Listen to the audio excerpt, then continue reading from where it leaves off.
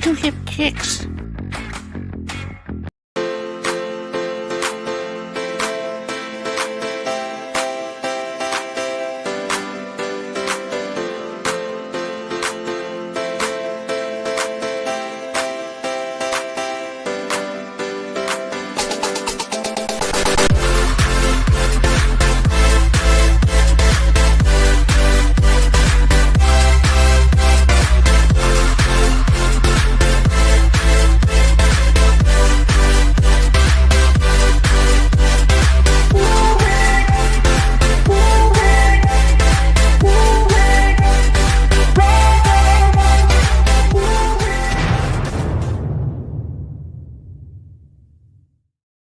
Boom. Boom. There we go. Welcome to Find Your Music Mojo. Normally with TC and Dawn, but Dawn had some stuff she had to take care of with her mother, Momster, today. So she asked me if I would handle the hosting because normally it would have been hosted on her site this week. And in her place, the lovely Mrs. TC. This is Kim. Hi. The goddess of Kim takes on alternate Tuesdays on TKR Video Central. And my co-host, Terrence the Wonder Duck. Terrence says hello. I can't do the little quacks that I do on your show. I know. I know. Sorry. You're deliberately making that harder and harder for me to do. You'll have to imagine your own quacks. So. Well, I could find something, but I didn't really feel the need to right now. So welcome, everybody. We hope you'll be watching and asking questions. And we're going to talk all about Kim. Kim has been hosting Kim Takes On for a little over a year and a half, somewhere around there. She did her first show in December of 22, I think. And then she did a regular show starting in the summer of 23, I think. But haven't gotten as much as she could have because Kim is as musical as I am, but she doesn't like to admit it. And she doesn't like to admit, well, she constantly gives me credit for being the one that does all the technical abilities, and she doesn't really do all that stuff. That's why I edit her show and make sure it gets up there and such. Well, because we all know that when I'm like, playing with the computer and stuff, every once in a while you hear, honey, why'd the screen go all blue? And it's like, don't touch it. Run. Yeah, okay. I'm always saying he's the technical person. I'm just here to look cute. Yeah. Me and Terrence, we bring the cute. You're not that bad though. I'm close. I mean, I've compared myself a lot when it comes to technical things to being like about one step above a caveman hitting the shiny box work now, but when it comes to music and stuff, that's something I'm a lot more into than tech because it's less easily. You can't really break music unless you drop it. So, yeah. And interestingly enough, I was never that much into metal. I liked certain sorts of it. You got into metal when you were a very young teenager, and you stayed in it most of your life. Yeah, that's true. Well, if we're going to talk about where my music came from, my love of music, I'd have to say my love of music came from my family. My parents both would have the radio on a lot as I was growing up. So I was listening to a lot of music, my whole life. And when I realize I'm just carbon dating myself, but anyway, when my parents were listening to music on the radio, this is back when AM radio actually had music on it. And it wasn't just a bunch of people talking about political stuff or sports. Right. So they would listen to stations that had, I guess it would be adult contemporary, I guess. What was known then as easy listening, but yeah. And it was, I remember hearing things like, Sarah Smile by Hall & Oates and Chicago and lots of things like that, And as I got older, I knew some music was more hardcore stuff. Like most of the teenagers that I knew listened to Kiss.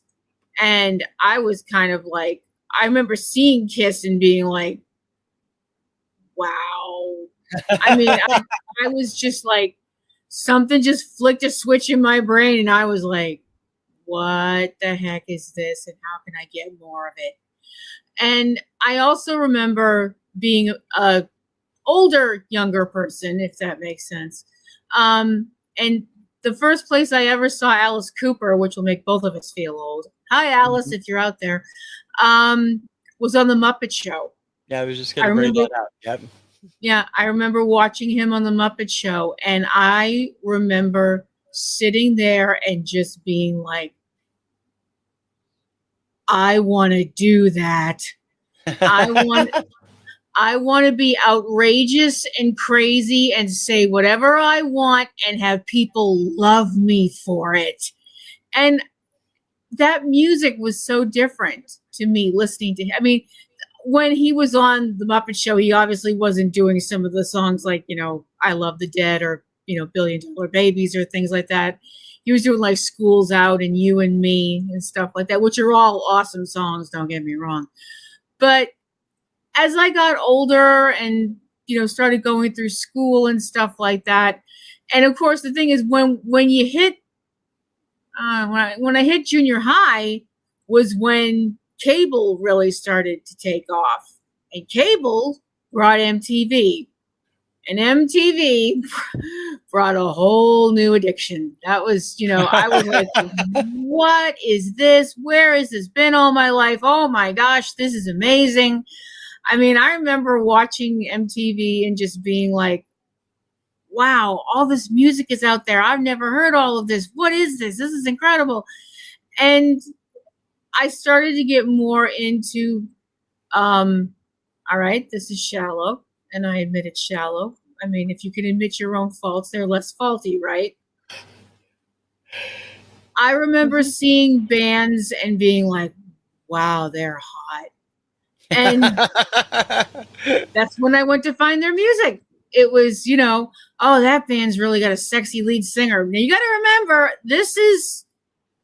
I'm in junior high, so I'm in the middle of that wonderful time called puberty.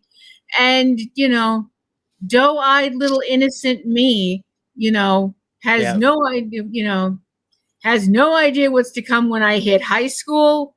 And that drive went into overdrive and never went back into neutral or even close to park. But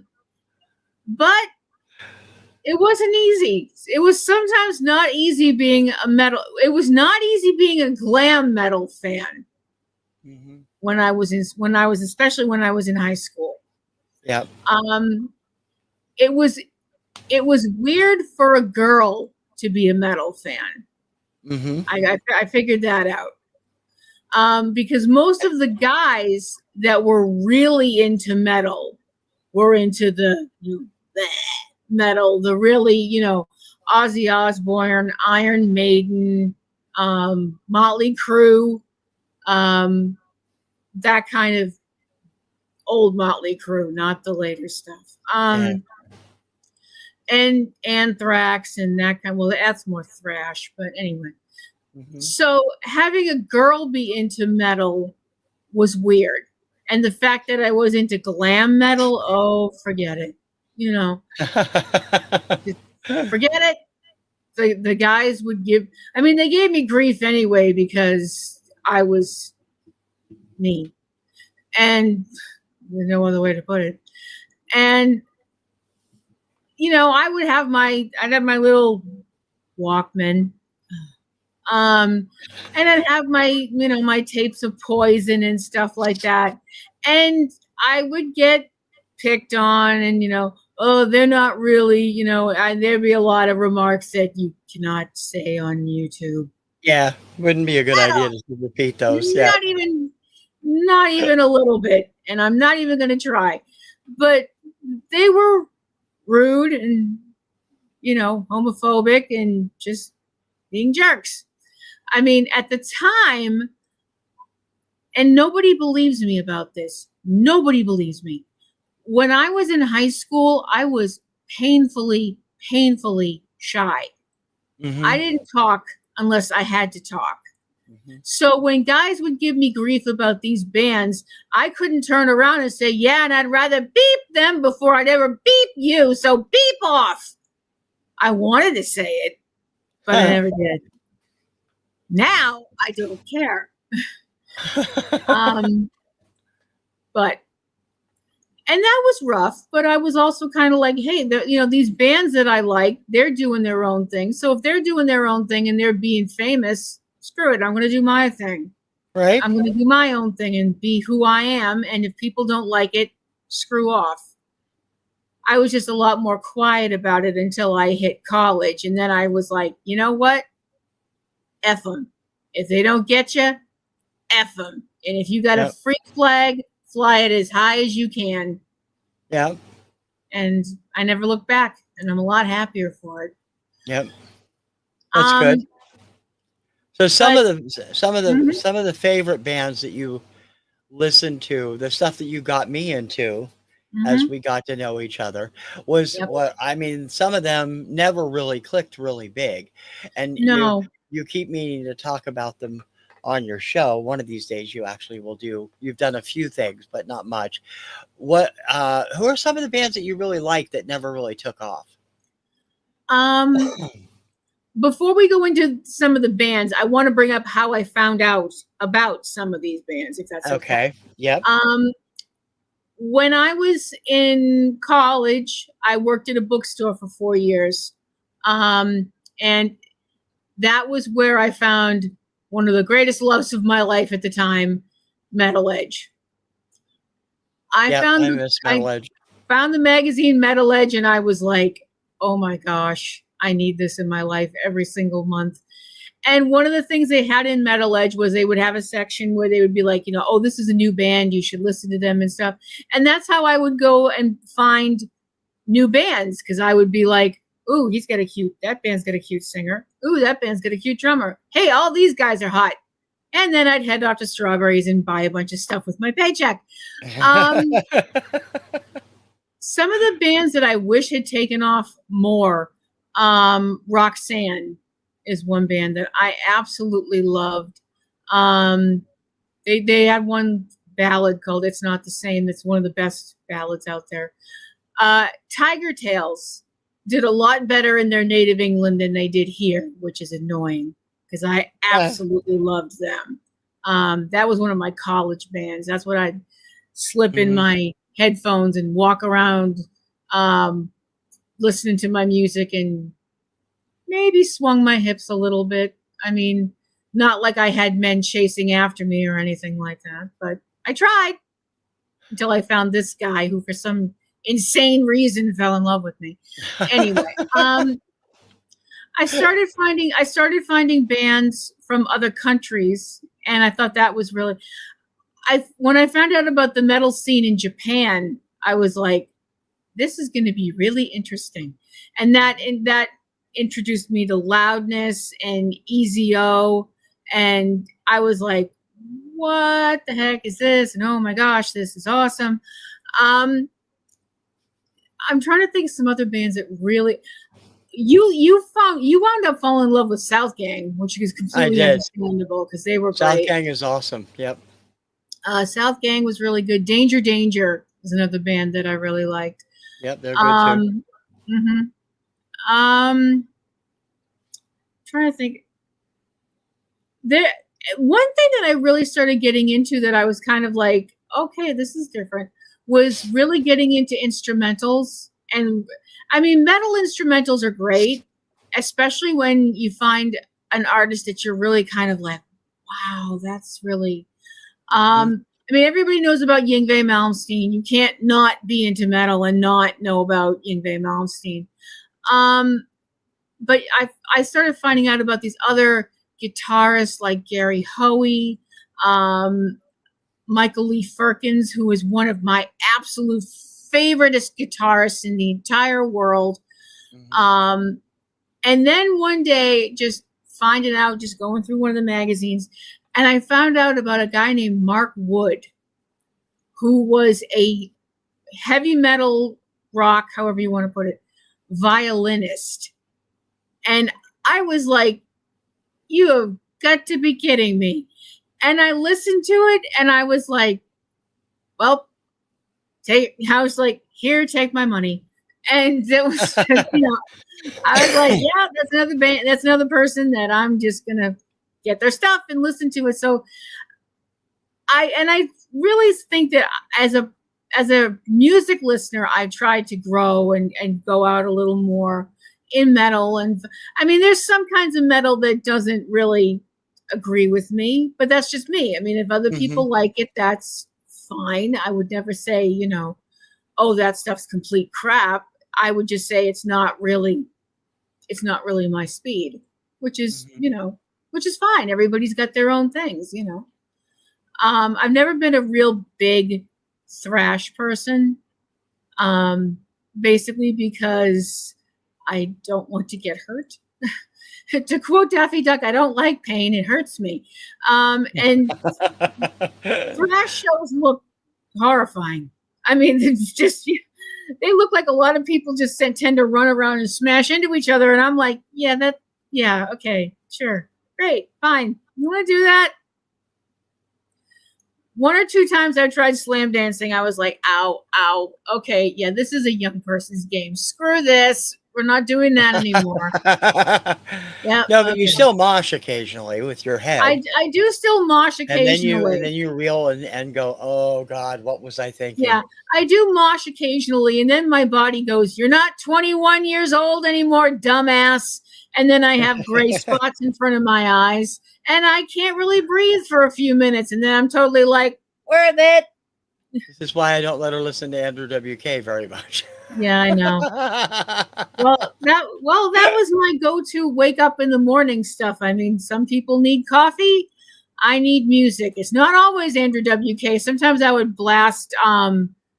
blast a lot of John Williams. I mean, when you got to wake up in the morning, having the theme to Raiders of the Lost Ark in your ears at like 9, like 50% thing in your phone in your earphones is like, I'm awake now. Thank Mhm. you. Thanks, Indy. I'm good.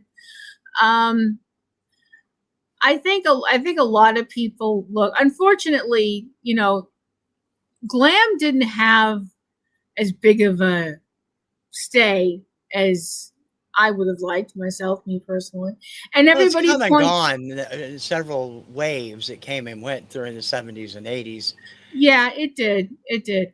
And a lot of people point the finger at grunge and they're like, "Oh, it's their fault. Those kids and their flannel and their heroin and blah blah blah." Don't do drugs, kid. Drugs are bad, kids. And you ended up Um, liking grunge anyway, most of it. huh? You ended up liking most grunge I too. yeah, I did.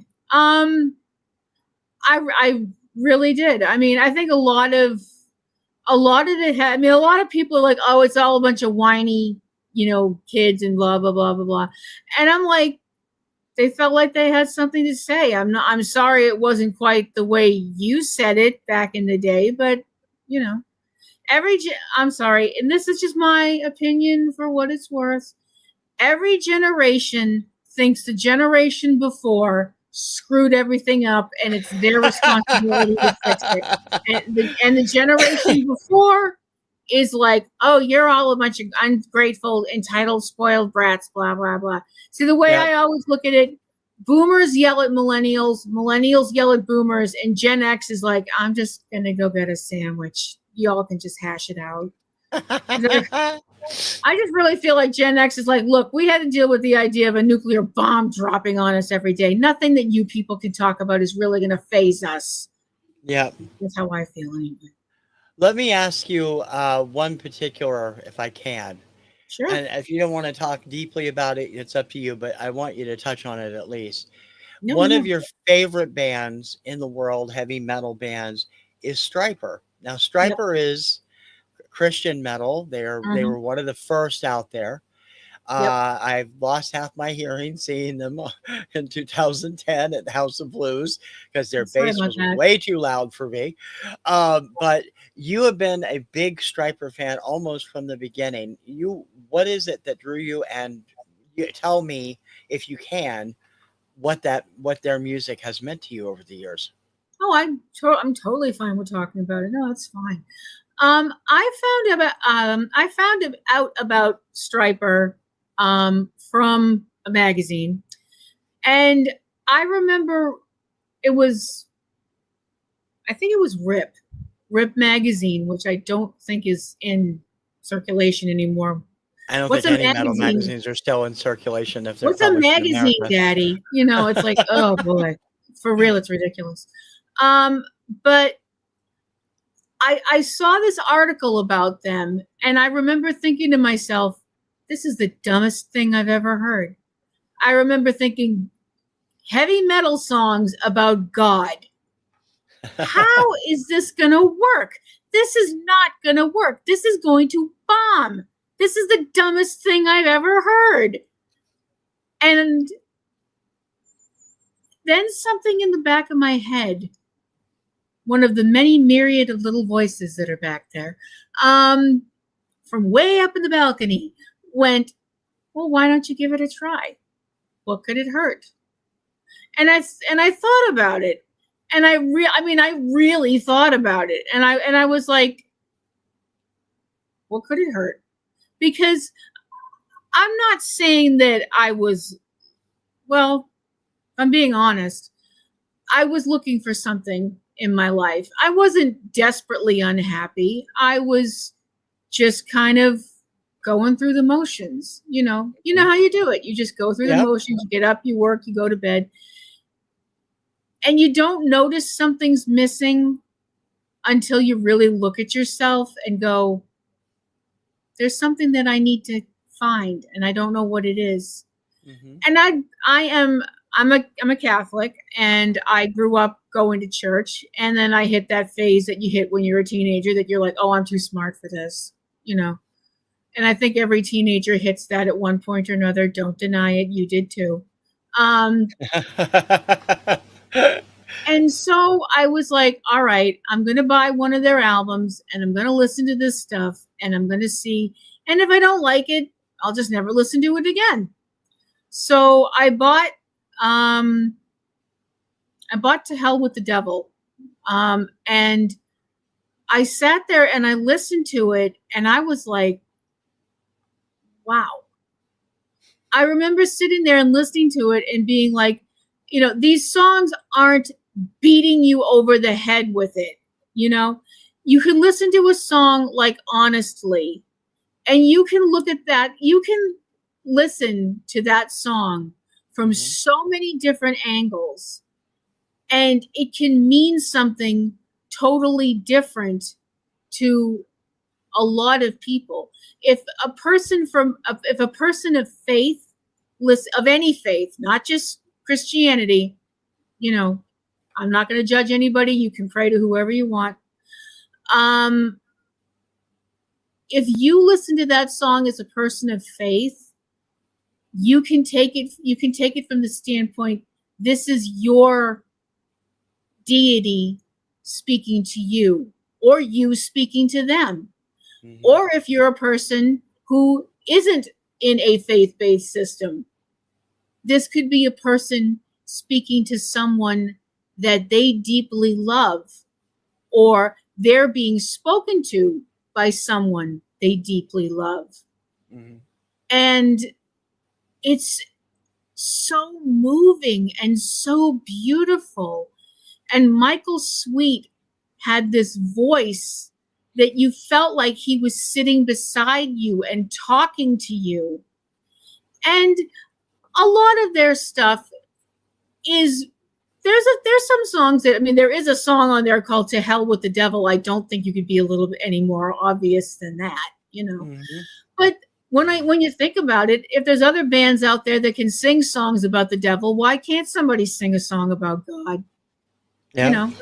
Or whomever else you choose to sing about. If you want to sing about someone that you worship or whatever, like I said, I don't have a problem with it.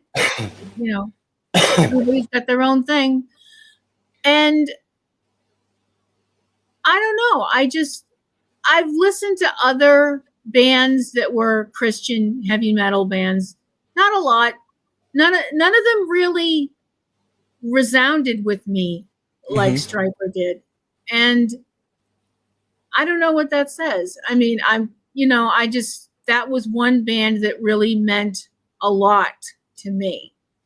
And I know some people would probably be like, "Oh, that's lame. That's blah blah blah." Well, hey, whatever. Your Well, lame is my lovely is how I feel. You might like a band and you might like to listen to something that to me sounds like pigs being choked. But if that's what you like, if that's what makes you happy, then yeah, who am I? Who as right. somebody who's a heck of a lot smarter than me said, who am I to judge? Hmm. Yeah. Of course, they first clicked, got their first album out right in the middle of that period of the 80s where we were going through what everybody refers to as the satanic panic, which always surprised me that they Excuse would. me. I'm sorry. I'm okay Yeah. now. And of course they took Oh, off and actually, Terrence isn't okay. I just threw up on him. Sorry. Terrence has to go take a bath now. Alrighty. Sorry. I just think it's amazing that they got off the ground as well as they did. I mean, honestly, it was a Mm-hmm. huge hit for them. And they had a I couple think, of other minor hits, and everybody loves their cover of Winter Wonderland from the Christmas yeah, season. I So, think that their first album, I actually think, was called The Yellow and Black Attack. I think To Hell with the Devil was their second album, but I'm not yep. super duper sure. But yeah, the Satanic Panic. Oh goodness, yes. Ugh. When everybody when everybody was like, "Oh, it's not my fault my kids suck. It's rock and roll," or it's, "Oh, not my fault kids suck. It's Dungeons and Dragons." How about it's your kids' fault it's your fault your kids suck because you're a sucky parent. Yeah. How about that? Sorry. I just I remember being so blindly angry during all that stuff. And as Hmm. I've mentioned before on Kim Takes On when I did my own show, thankfully my parents did not buy into any of that bullshit. Hmm. And they were like, she's a teenager, she's old enough to do what she wants, she's not hurting anybody, because they knew that I was into some stuff that, I mean, I'm not saying I was like slaughtering chipmunks in the backyard or anything like that, but No. Do you want to? Do you no. want to? Do you want to tell your joy story or not Which joy story? about Aerosmith? Oh, that joy story. Okay. Um, she's gonna kill me if she sees this. Yeah. My sister, who is a very lovely person, and younger than me, walked up to me one day and said, "I'm concerned about you." Warning bells are going off in my head. And I'm Now, like, what was she when she did this? 12? she was a little older. I want to say she might have been 14, Okay, 13, so she was 14, that somewhere. typical age where you kind of not know what you're doing. Somewhere, Okay. somewhere in there. And I'm like thinking to myself, this is going to be good. And I was like, why are you concerned about me? Do you worship the devil? What? And she's like, do you worship the devil? And I'm like, no, because I think you noticed that. We live in the same house. I think you'd notice me dragging a goat downstairs or something like that.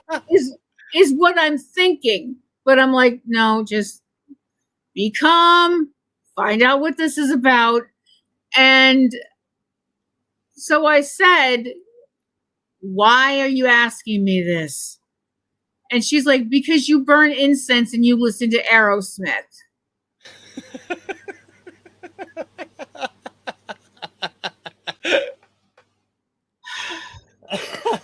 Siblings. Aren't they great? I'm lucky I didn't have to Joy, worry if you're about out, that. Joy, if you see this, I love you. You're an amazing person and a wonderful mother, and you're just a fantastic individual. But that was really weird. That was really weird. But it's just one of those. It was one of those 80s. It's the 80s things. It's um it was very interesting, as I mentioned when I worked in the bookstore. It was very interesting when we got Tipper Gore's book at our store. Oh, that was interesting. How many Very. walls did you bounce it off of? I'm not going to answer that question. I'm not saying nothing. I used a lot of very colorful words, though. Oh, I sure as heck did. I always thought it was hilarious that we're selling this book of hers and we had like 3 big shelves worth of adult magazines. I'm like, I think there's some kind of there's some kind of dichotomy here that I'm not quite getting. I mean, they weren't on the same shelves, but still. And I don't think we sold one single copy when I worked there. But anyway. Speaking of when you worked at the bookstore, not to change subject, but I'm going to go a different direction while I'm thinking of it. You actually did a couple of shows last year about this subject, and you are a big Elvis Presley fan. You outside of the metal area. Yeah. You were working at the bookstore when they had all those "Is Elvis Alive" things come out, and we're promoting a singer called Orion as the possible Elvis behind a mask. You talked a little bit about this on your show, 2 whole shows actually, about this topic. But that as a fan, you were really like, when you were selling this stuff, what was going through your head when you saw people looking at this stuff? Well, we didn't sell records, so we weren't selling the Orion stuff because I would have just been like, no. I mean, I tried as that old country song says, Mama tried, Mama tried. Well, I would try, depending on my mood, to not judge people when they would come to the store and buy things. I mean, no, you don't judge people while they're there. You wait until they leave, and then you judge them. That's what Mary always says. You wait till they leave, and then you roll your eyes so hard you can see your brain. So, when people would come in and you'd have the ladies come in their leotards and their headbands from going to the health clinic down the street, and they're buying candy and cigarettes. Yeah. But don't judge. So when we got this book in, and they had it right at the counter so people would see it. That's called marketing. Yeah. It was a book called Is Elvis Alive? Spoiler alert, no. And the book came with a tape. It had a little audio tape with it. And allegedly, I don't remember exactly what it was, but allegedly the person that was on the phone call that was on the tape was allegedly Elvis, or somebody knew who Elvis, that Elvis was alive, or blah, blah, whatever. I don't remember. So they had this at the counter where you couldn't not see it. So right there, boom. And so, like I mentioned on my other show, so I would go through this dance at least once a shift, where someone would come up to the counter, they have their cards, or they have their book, or they have their magazines, or they have their whatever the heck else we sold, because we sold everything but car parts. And so they put their stuff down, and I'd be like, hi, having a good night, da-da-da, and then I'd ring things up. And inevitably, at least once a night, somebody would look at the book, and they'd look at me, and they'd look at me. Nobody'd say anything. They'd just kind of go like, and I'd do this. And then they'd leave. I mean, sometimes they'd pick the book up and put it down, but nobody ever bought it. And I was like, this is so dumb. Anybody who buys this book should be put on a list of people who should not be allowed to drive. It's just, I was like, this is, and speaking as a person, I mean, I grew up, Elvis was on the radio. Like I said, my parents listened to stuff, and I listened to Elvis. I had Elvis records that were given to me as gifts and things like that. And I Mhm. thought he was lovely. I thought he had a lovely voice. I thought he was handsome as you can think somebody is when you're, that tall, and I mean, I remember being floored when he died, because you don't think that somebody like that is going to die ever, especially Right. not when you're a little kid. I mean, I wasn't like super duper small, and I understood the concept of death by then, but still, it's just one. There's certain people when they die that you're just like, what? And seeing people so wrecked by his passing was really hard. It was really, really weird to see grown-ups that destroyed, because I hadn't seen that before, Yeah. you know? But when the whole, oh, is Elvis alive stuff started happening, I was like, you gotta be kidding. Why are people, other than the fact that I was like, well, this seals it, grown-ups are stupid. I was just like, grown-ups have no idea what they're talking about, and this proves it.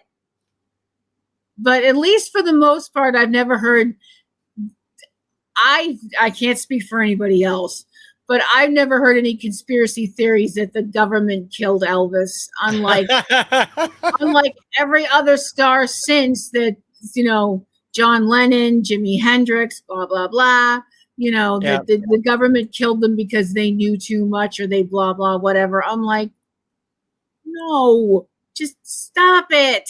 It's just, ah. Yeah. Taking a different tact. Mhm, You and I have been together. We first met in 1990, mhm. and we became a couple in 93. So we've been together Yep, a long time.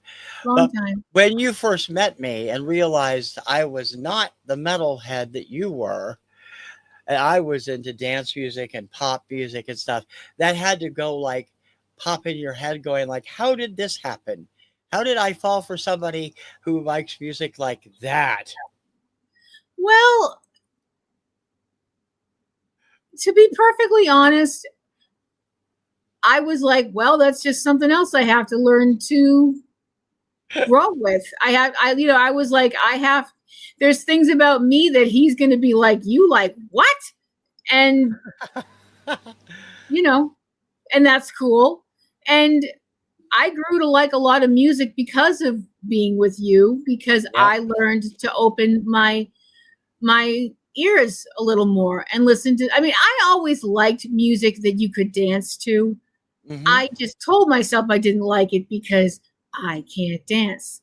Right. The best way to describe the way I can dance is, if you've ever seen that scene in Fantasia, you know Oh, the one. stop, stop, stop, I'm not the stop, crocodile. stop it. Stop it. I That's I not I true. I've made more than one choreographer cry in college when I did shows. I dance like a wounded water buffalo, and I admit it. But You I are know, but not that bad of a dancer. You are they not. always they always say you should dance like nobody's watching. That's the recommended thing if I'm dancing. Don't look. I But did say we should have taken ballroom lessons, and you didn't want to. yeah, because that would have lasted about 5 seconds. I Da da wanted to da learn how da to. da da da. Crack my ankle. Boom. That would I have been it. wanted to learn how to do the paso doble and the Argentine tango, and you were like, "No, I Yeah, don't think because you would so." have. Yeah, because one of us would have thrown out their back, and the other one would have thrown out their hips. So we could have cleaned each other's casts. That would have been nice. Yeah. I mean, the one thing that I was kind of like, really, when you and I really got together and stuff like that, and was that you were unabashedly and unashamedly a disco person. Yeah. And I was like, I grew up in that era, so that's where well, that part of it was. so see, that's the weird thing. I grew up in it too, but I grew Yeah, up but around you people were who younger. hated disco. Yeah, but you were younger. I was a teenager. You were Yeah, preteen, so that was a little yeah, and different I for was you than it was surrounded by for a bunch me. of teenage. Well, that was the thing. I was surrounded by a bunch of teenagers that would have kicked my ass if I had said that I liked disco. So I kept my mouth shut. And I grew up in a small town where everybody except me hated disco. They liked Kiss and Ted Nugent and Mhm. Nazareth, and I liked disco, ABBA, The Carpenters, Barry Manilow, and Teen Idols. So there you go. I was completely different from everybody then too. Yeah. Well, there's nothing wrong with that. There's absolutely nothing wrong with that. My big problem, I think my big problem growing up was, I mean, I was exposed to a lot of different kinds of music, but I didn't quite think of music in the, I don't want to say in the right way, but like to me, country music was like John Denver. That was country music to me. Yeah, you didn't grow up in I country did music not country like I did. know. Hmm? You didn't grow up in country music country like I did for part of my No, childhood. Yeah. I thought John Denver was country music, and that's all I, no one in my family listens to, Hank Williams, although my mom liked Patsy Cline. Um, and as I got older, I started listening to, mostly because of my relationship with you. I started listening to Garth Brooks, I started listening to other stuff, and I was like, hey, this is actually pretty good. I mean, some of the really old stuff is really galling. I think the word I'm going for is galling, and you know what those songs are. So, Yeah, let's play a round of song titles and see what Kim has to say about them. oh goody, let's do. Let's start with something you really love. Yep. Welcome to the Jungle. Oh yeah. Axl Rose in leather pants. Um, I I think that's an amazing song. I really do. I think the first time you hear that, the guitar riff is just kind of, this is something different, and then you have that soft oh my god, and then Axl goes into that, for lack of a better word, roar. It's a roar, and then it just goes completely balls to the wall, 0 to 90, and you're like, okay, I am awake now. Hello, Patrick. Nice to see you or hear you or whichever. I don't know how this Yeah, works. glad you could Um, stop by. yeah. And the first time I heard it, I was hooked. I was completely like, I want more. And I never looked back. I've actually never seen them in concert. I almost got to go once, but it didn't happen. So, I wouldn't bother. No, I well, just would yeah, be. because you don't want to have to come We'd be home the there next. 4 hours, and there'd be nothing going on. When Axel would finally take the stage at like 11:30 at night. No, I don't think Yeah. so. He's gotten better at it. Yeah. Hi, Axel. You're out there. Okay. Let's talk about your love for Jolene. You're cute. Yes. Oh, Jolene.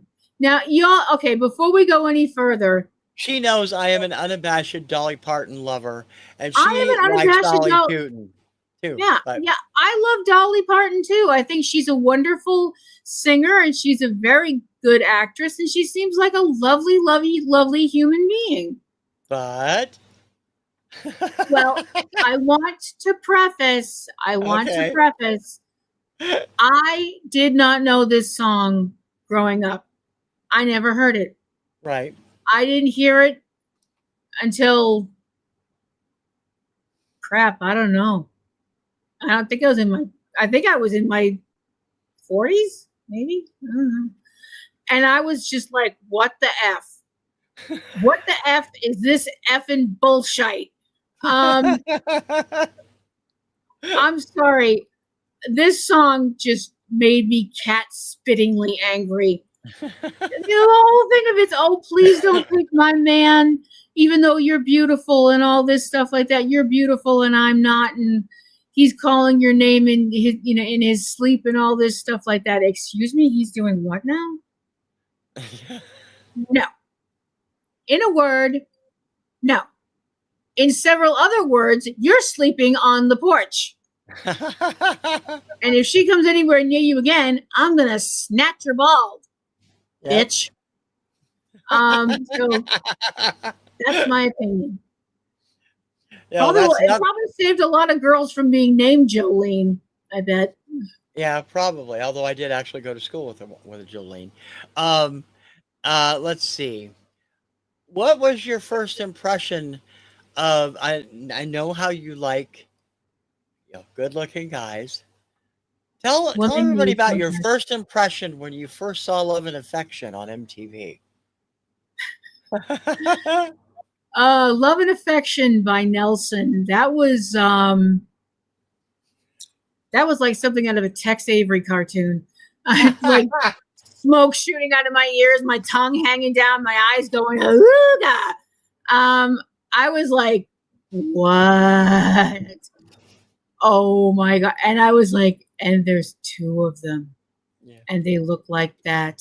I don't know if it's going to show up or not in the with the It's not really background on. showing up. No, There there we you go. This I is was who we're like, talking about. yeah. I was like, there's two of them. There is a God, and he loves me very, very much. Hi, Matt. Hi, Gunner, if you're out there. And you made one of them cry. I didn't mean to do that. I didn't mean to do that. I'm sorry. We had the pleasure of meeting Matthew and Gunner at a meet and greet for their label when I worked for Trans World. And at that time, they were performing songs from their second album, one of which was Love Me Today, which they wrote for their father. And Kim got all choked up during it. And after they were done performing it, one of them actually got choked up as well, seeing her so choked up. Yeah. They were ever so sweet in person, and they even were offered to come to absolutely our lovely. wedding. They were absolutely lovely, and Kim is not a pretty crier. Kim cannot do the one manly tear Jensen Ackles thing. Sorry. I'm sorry. And yeah, that song is really beautiful and really emotional. And because some people have Titanic-sized daddy issues, it was very upsetting. I mean, but that's another good song for you to talk about. Yeah, you've been very open on your show, on your various shows over the years, including Platinum Rose's Garden years ago, and also on Ring Around the Rosie before you started doing Kim Takes On. You are a big fan of the television series Supernatural. You are always see this file that came across her face the minute I mentioned it. Carry On Wayward Son has become a very important song to you. Yes. Because of that show. Yep.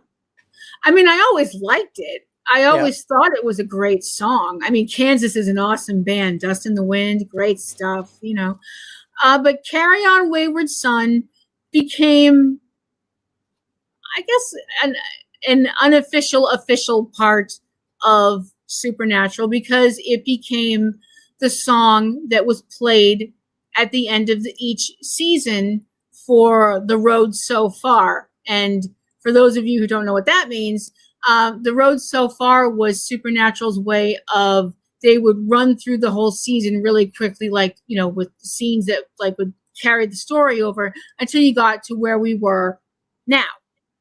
And Carry On Wayward Son was the song that they chose, and that's the song that they played for, all of the seasons of the show. And yes, the song became very important. I want to say to the rest of the Supernatural family, hello, if any of you are out there. I think I don't want to try and speak for other people, other than my own voices in my head. But I think it's important to all of us. I know it's important to me. Because the lyrics, I really do feel it's very weird how a song that's from 76, late 76 actually, but it was a hit in the early 77. Because Kim can't number, in case you hadn't noticed. That a song, from 76 somehow winds up being so prophetic to this show, which started in 2005, it really fits the main characters of Sam and Dean Winchester. And eventually I will be able to listen to it without bursting into tears. Eventually, sooner or later. I wish it wouldn't happen when I'm in an Uber. And But you also told me, did they not, Jared and Jensen, have both appeared with Kansas on stage? Jensen has. I'm not sure if Jared has. Okay. But I do know Jensen Ackles has. So, I mean, I've learned how to cry quietly. So that's, I'm not a pretty crier, but I can do it quietly. So I just kind of sit there and have tears rolling down my face. And I'm fine. Everybody has coping skills. So I've heard. I wouldn't know. Can't really speak on that. Okay, well let me flip the script a little bit. Let me ask you some about some of the songs that mean something that I know means something to you. Okay. And what they mean to you. Okay. Well, I think the most obvious would have to be something from the repertoire of the Carpenters. Mm-hmm. I know they're one of your favorite bands, which is completely understandable. What's your feelings about a song like Superstar? Superstar was written by Leon Russell, and it was done in so many different versions, like 2 or 3 different versions. Bette Midler had made it popular a little bit before the Carpenters version was released, but that song will always be associated with Karen's intense reading of the song. The only one that even comes close for me is Eric Martin's 2006 cover on his album Timeless. Absolutely fantastic gender flipped version and really amazing. But yeah, Carpenters, period, practically anything is something I'm going to love, and I always will, because I grew up with that era. Right. So jumping to another band that I know means an awful lot to you, Hanson, your guys from Oklahoma that you love so boys. much, which is great. And we've seen them several times in concert, and I almost got in a fist fight, but that's all right. Which I've told that story before on the show. You wouldn't think this face could almost get in a fist fight, would you? I've been working on that for years. What about a song like Yearbook? Yearbook is one of those songs that's like Hazard. You talked about that on one of your shows. It's one of those songs that makes you go, because there's no real ending. It doesn't tell you what happened. And they wrote it with Desmond Child, who was one of the best songwriters in the business. And it's a great song. It reminded me of Hazard, actually. It's very similar in its thematic, and it's its same kind of feel to it, and the vibe and the beat and everything are the same. Yearbook is a great, intense song. Taylor's reworking of it for String Theory was absolutely stupendous. And they had never performed it in concert until we saw them on the second time we saw them. Or was it the first time? 2008, 2009, somewhere in there. They had never performed it in concert before that. And I'm like, yeah. So now they do it all the time because it's a fan favorite. Okay, going back to the disco era that you're so fond of. I mean, there were a lot of pretty, I don't want to say outrageous acts back then, but I'm sure there were a lot of the acts that made up the disco pantheon and stuff like that. I'm sure in a small town like Harrington, they would have been like, "What in the heck is this?" Yeah. Somebody like Patrick Hernandez with "Born to Be Alive." I mean, I don't know if that really qualifies as a disco song because I know it's kind of later. It's a disco song. It is, okay. Oh yeah. Late 79. It was definitely in the disco era. It's definitely considered a disco classic. Even though the title is kind of stupid, but it's "Born to Be Alive." Well, no kidding. I don't know any other ways to get born. I mean, you want to talk about turning somebody, but that's a completely different thing. So hey, you're the one that liked Vampires Are Alive. Yeah, I did. Even though you thought it was really ridiculous because they're not. But anyway, no, they're not. But if I try and sit here and educate people about lore, I'll be here all damn day. And Vampires don't friggin' sparkle, so there. And if we're going to bring up songs that we know annoy each other, Oh dear, no. Oh no. I can help. You can help what? Ta-da. No, you know the song. What song? Stop it. That's not Billy, whatever his name is. Billy Swan's "I Can Thank Help" you. was a hit in late 1974. 74. I've never liked it. The organ is kind of grating on me. I'm not particularly fond of his voice, and I've never really cared for that song. There are very few songs that bug me because of a musical use. That Mhm. the organ in that song just bugs me, Can and I I tell a have Paranoid Park story? what? Can I tell a Paranoid Park story? Sure. Um, the reason I know he hates this song, and I mean hates this song, we went to I the don't turn it Brattle, off when it comes on. You notice huh? I don't turn it off when it comes on. No, You you just sit there and grumble. yeah. Nah. We went to the Brattle, which is an awesome theater in Cambridge, and everybody should go there. Hi, Ned. Hi, Ivy. Um, and we saw a movie called Paranoid Park, which is a Gus Van Sant film, which is also awesome, and everybody should see it. And there's a part in the movie where there's a bunch of kids walking down a hallway in a school, and for some reason that I don't understand, that song is playing. And I can feel him sitting next to me, and his whole body went like somebody had just slapped him. And he was like, mother effer. And I'm like, what's wrong with you? What's going on? I'm like looking at him like, what's the matter? And he doesn't talk loudly in theaters. He's not one of those people. But he was like, I hate this song. And I'm like, I don't even know this song. What's your problem? He's just like, Durr. And then they stopped playing it and he was fine. And I'm like,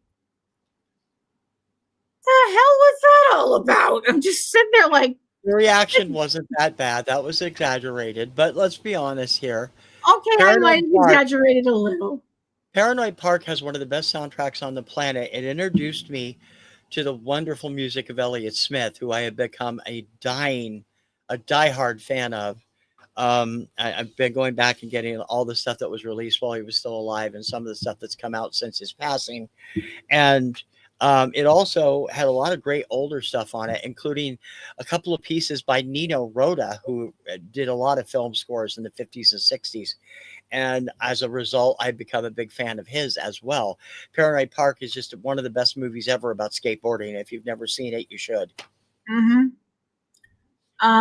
But that was a reaction. I was really like, I don't understand what's going on. Why is he freaking out? It's just a little goofy song. My reaction to And Groove is in the Heart was worse. oh yes, much But worse. that's Oh my the god. song doesn't do that to me. It's the video that makes me crazy. No, the video So that makes that video could probably hurt somebody that's not expecting it or might have neurological issues already. I mean, but and Don loves that song, so I can't like get too mad at it. But you know what?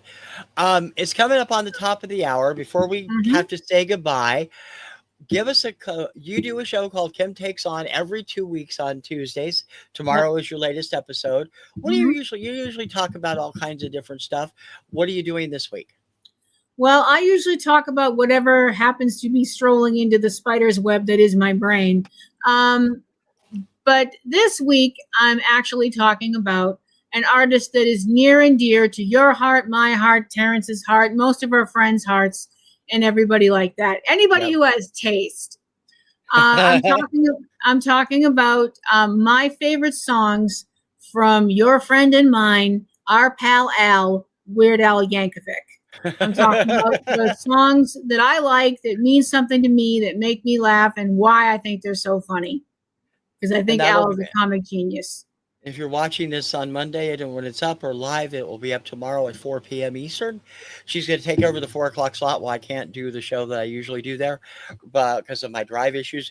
But she'll be there, and of course, every other week. She's got lots of earlier stuff. She did songs that make her go She did Dead Teenager songs. She's done all kinds. She's done some wrestling stuff too, because that's one of the things she gave to me she made me a wrestling fan. I couldn't stand it till I met her, and then I became Yay! a I rabid corrected fan. him. Yay! So you did.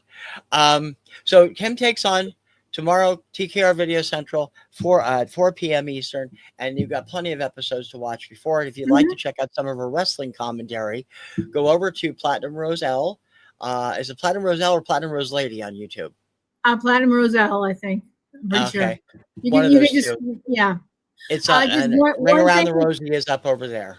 Yeah, one thing real fast. If you go to look up my older stuff, which includes Platinum Rose's Garden, which was my Supernatural podcast, or Ring Around the Rosie, neither of those are safe for work.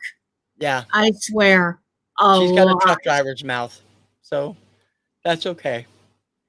I try to keep that limited on my shows. Occasionally, but not very often. Sweetie, thank you for coming in for Dawn Thank you today, for because having I me know come Dawn in. couldn't make it, and Dawn will be back next time. Dawn will be hosting next time. She was supposed to host tonight, so next time she'll be hosting. Don't know what we'll be talking about, but we hope you'll join us there here on TKR Video Central on YouTube and TKR Video Central on Twitch, and also on Two Hip Chicks on YouTube. And I'm going to give Kim a copy of this so she can post it on her channel as well. And there'll be a playlist of all of the songs that she's going to talk about tomorrow up with the show. So be sure to check it out. Until next time, I think we can safely say, ciao, baby. I'm TC Hi, of TKR Video I'm Central. Kim, and I'm Kim from Kim Takes On, and this is Terrence the Wonder Duck, and we hope you have an awesome week and keep rocking. And she'll see you tomorrow, and I will see you in 2 weeks on Finding Your Music Mojo, and all this week on my other stuff. So be sure to check it out. Thanks for coming by, everybody. We'll see you later. Bye-bye.